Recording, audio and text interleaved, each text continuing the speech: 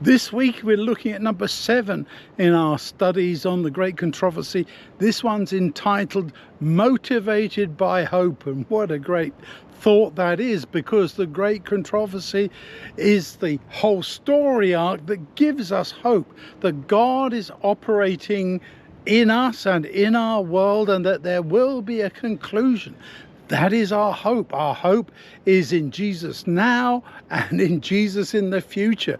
We talk about him being present with us, going with us every step of the way, when he promises, "I will be with you even to the end of the world." And then at the end, he comes to us. So he's both with us and coming to us. That is our hope. I put some quotes in there. You'll look and see at these various authors. One, Edward Fitzgerald, Rubaiyat of Omar Khayyam. The worldly hope men set their hearts upon turns ashes, or it prospers and anon like snow upon the desert's dusty face. Lighting a little hour or two is gone. And that really is, isn't it, the definition of worldly hope. The whole idea that this is the life in which we put our hope. No, we enjoy things here and we look forward to an eternity together with our Lord. Look at the text for this time.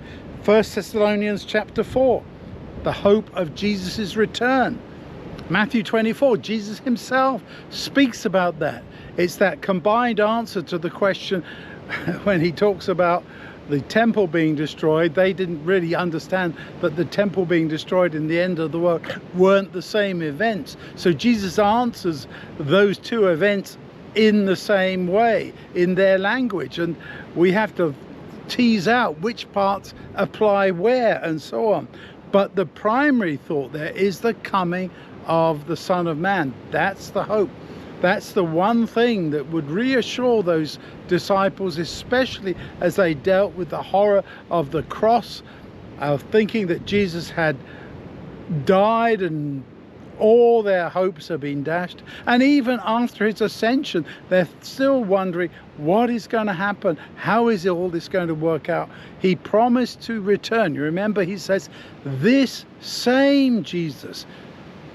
That is the assurance given by the angels. In fact, this same Jesus shall return in the same way that you saw him go. So that is an amazing kind of perspective. It's not some secret coming. It's not some kind of, I don't know, what could I say? Something that is not visible. It's totally visible, like the lightning flashing across the sky from east to west. That's what the coming of the Son of Man will be like. There's other texts in there as well, from 2 Peter, Daniel, from Ezra and Isaiah 25. I love that one from Isaiah. At that time his people will say, "Look, this is our God. We have trusted in him and he has saved us. This is the Lord we have been looking for.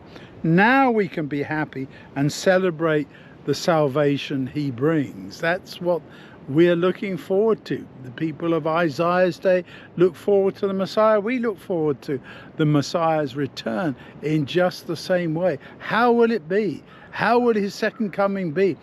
In contrast to the first, when he came to his own and they did not receive him, then this will be a very visible coming, when he comes on the clouds of heaven with the assembled throng, all the angels with him. And then we can also say, look, here comes our King. We've waited for him and he's going to save us. We are saved now in potential. We are saved at that time in final reality, when we see our Lord and we are transformed. To remember 1 Thessalonians 4, we just read that. 1 Corinthians 15, we shall be changed. The blessed hope that Paul talks about in Titus. All these promises about how God will come to us. This is the solution. This is the conclusion of the great controversy. I'm looking forward to that. I wish it would happen right now. This sad old world, despite all its beauty, as you see behind, that is going to be changed into the glory and the beauty of God's eternal kingdom. Planet Earth will be transformed to be a place where truly righteousness does dwell. I look forward to that. I encourage you to do the same.